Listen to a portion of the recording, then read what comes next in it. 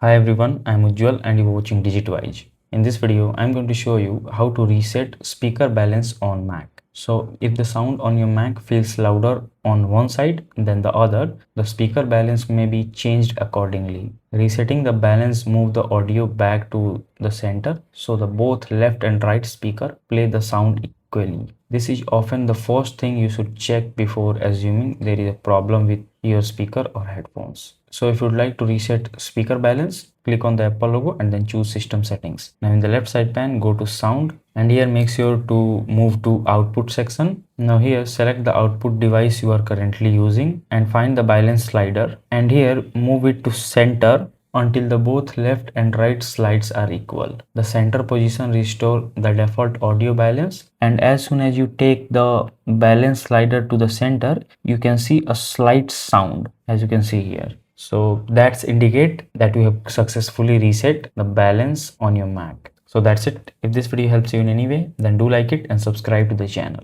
Thanks for watching.